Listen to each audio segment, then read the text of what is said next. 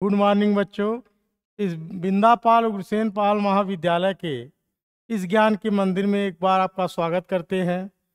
आज आपको DElEd first semester के सिलेबस के बारे में बताएंगे, लेकिन सिलेबस जानने के पहले कुछ चीज़ गणित के लिए बहुत आवश्यक है। जिसे आप पढ़ाया गया उसको घर पे जाके अभ्यास करिए। गणित एक ऐसी विषय वस्तु है जिसको अभ्यास से ही सरल बनाया जा सकता है। तो चलिए बिना समय गंवाए आइए सिलेबस के बारे में जान लेते हैं। डीएलएड फर्स्ट सेमेस्टर गणित के अंतर्गत क्या क्या आपको पढ़ना है।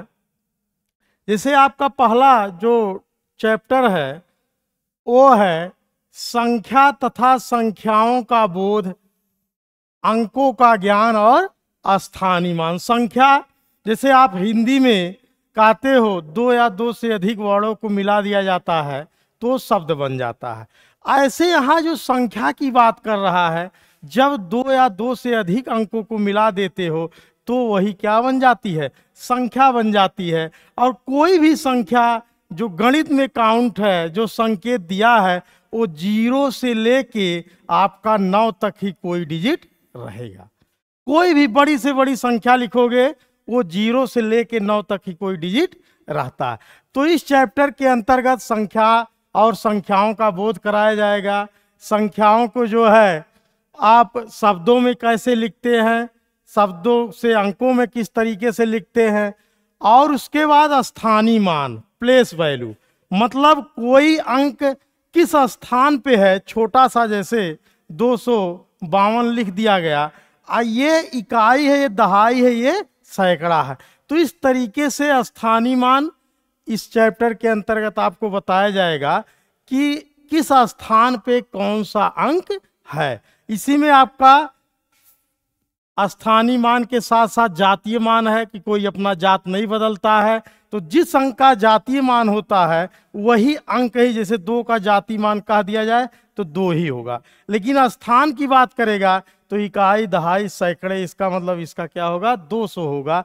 तो इस चैप्टर के अंतर्गत उसके बाद प्राकृतिक संख्या किसे कहते हैं, पूर्ण संख्या किसे कहते हैं, पूर्णांक किसे कहते हैं, इस तरीके से इस चैप्टर के अंतर्गत आपका अध्ययन कराया जाएगा। उसके बाद दूसरा जो चैप्टर है वो है गुणा तथा भाग की संकल्पना एवं संक्रियाएं।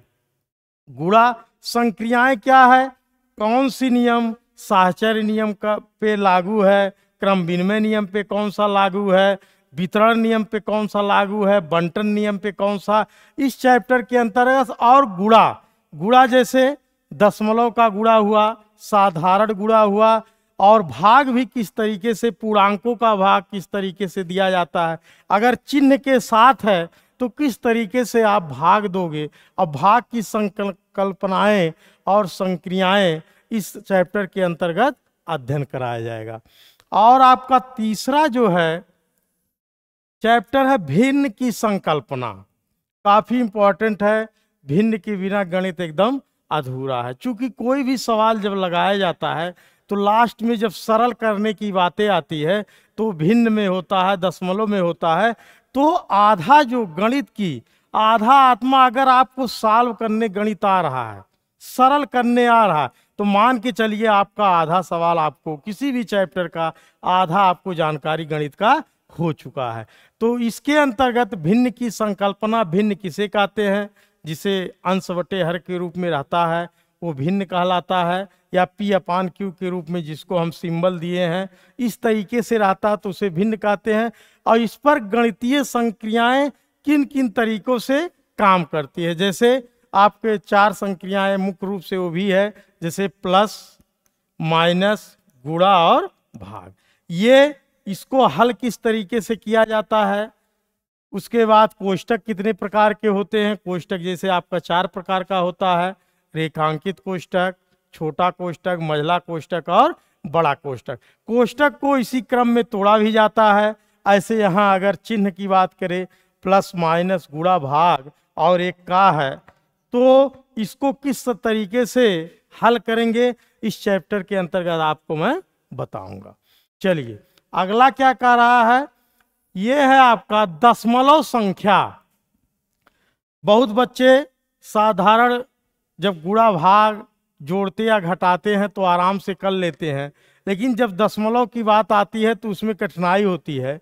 इस चैप्टर के अंतर्गत मैं आपको बताऊंगा कि दशमलव में अगर है कोई संख्या, 2 संख्या, 3 संख्या, 4 संख्या, तो उसको किस हिसाब से आप जोड़ते हैं। जोड़ने या घटाने के लिए दशमलव के नीचे दशमलव आप कर दीजिए, चाहे वो पूर्णांक बढ़े या अपूर्णांक। जैसे 2.25 है, इस तरीके से इसके बाद जो होता है ये अपूर्णांक कहलाता है, और ये आपका है पूर्णांक।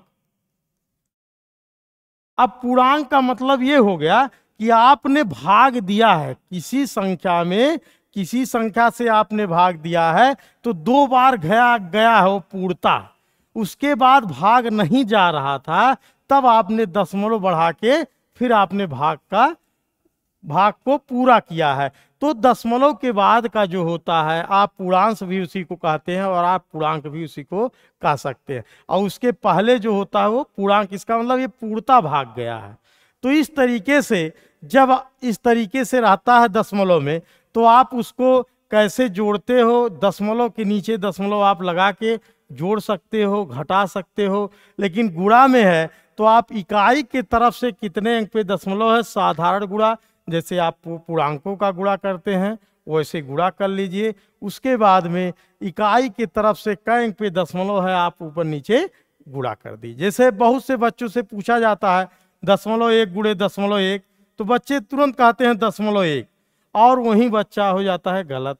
इसको ध्यान देना चाहिए कि जब 0.1 अंक पे ऊपर है 1 अंक पे नीचे है तो आपका 0.2 अंक पे लगना चाहिए। इसका मतलब होता है 0.01 आंसर आना चाहिए। तो इस चैप्टर के अंतर्गत बताएंगे, और उसमें जो है स्थानीय मान, दशमलव का स्थानीय मान किस तरीके से निकाला जाता है।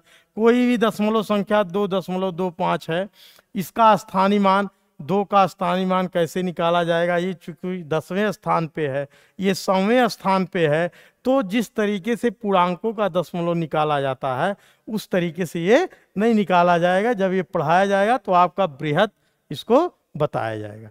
उसके बाद है आपका अपवर्तक, अपवर्त, समापवर्तक तथा समापवर्त की अवधारणा, और इसी से रिलेटेड है लघुत्तम समापवर्त तथा महत्तम समापवर्त। तो अपवर्तक, अपवर्त किसे कहते हैं। अपवर्त का एक और नाम है गुणज है।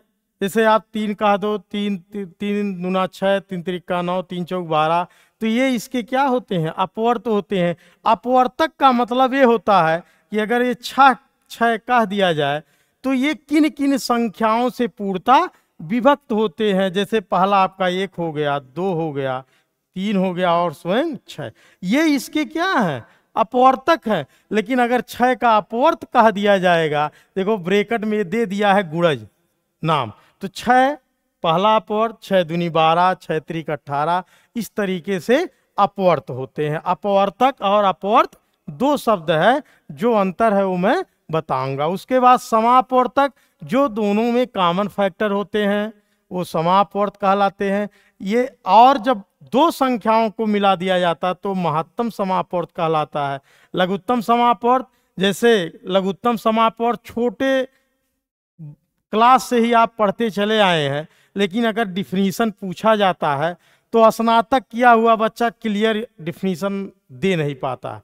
तो हर चीज़, ये छोटी छोटी चीज़ें ये जानिए, प्रयास करिए कि लघुत्तम समापवर्त का डिफिनीशन क्या है, महत्तम समापवर्त का डिफिनीशन क्या है। वह छोटी से छोटी संख्या जो दी गई संख्याओं से भाग देने पे पूर्णता विभक्त होती है, उसी को लघुत्तम समापवर्त कहते हैं। वह बड़ी से बड़ी संख्या जो दी गई संख्याओं में भाग दिया जाता है उसको महत्तम समापवर्त कहते हैं। तो इस चैप्टर के अंतर्गत भाज्य अभाज्य संख्याओं का भी क्रमवार अध्ययन करेंगे। चलिए अगला जो टॉपिक है वो है प्रतिशत का अर्थ। प्रतिशत का अर्थ तथा संकेत और प्रतिशत ज्ञात करना। कोई चीज जो मानी जाती है, जैसे आप कहते हो 100%, या पूर्णांक कह दिया जाए, आप हाई स्कूल की बात करिए 600, तो 600 ये भी पूरा है, 100% ये परसेंटेज में पूरा है। तो ये आप मान लीजिए 300 अंक पाए हो तो कितना पाए हो, वैसे ओरल आप बता देते हो 50% हुआ। लेकिन किस तरीके से काउंट किया जाएगा, प्रतिशत कितना परसेंट पाए हो, कितने अंकों में पाए हो, पूर्णांकों में कितना पाए हो, इस तरीके से इसका संकेत क्या होता है, संकेत इस तरीके से प्रतिशत का लिखते हैं। इस पे सवाल भी कितने तरीके से आ सकते हैं इस चैप्टर के अंतर्गत मैं आपको बताऊंगा। उसके बाद है अगला है अवर्गीकृत आंकड़ों का पिक्टोग्राफ, बार ग्राफ या पाई ग्राफ। जैसे कोई वृत्त है, ये पूरा 360 डिग्री का होता है, इसमें ये जो पाई ग्राफ की बात कर रहा है तो इसमें कितना आपका भाग होता है, कई चीज़ों में बटा होता है, तो ये कितना भाग कई डिग्री का होता है, इसमें ये चीज़ बताई जाती है। पिक्टोग्राफ का मतलब कोई जैसे आंकड़ा बहुत बड़ा हो उसको छोटे में यूनिट मान के, जैसे एक मान लीजिए एक 10 फूल बराबर इस तरीके से एक स्टार करके सिंबल दे दिया जाता है, ये यूनिट माना गया है। तो 10 फूल ना बना के यही एक आपका बना दिया जाता है, उसको कोई बड़ा चीज है, सेकांकी का मतलब कोई बड़ी चीज है, उसको छोटों में किस तरीके से निरूपित कर दिया जाए वो इस चैप्टर के अंतर्गत आपको बताऊंगा। उसके बाद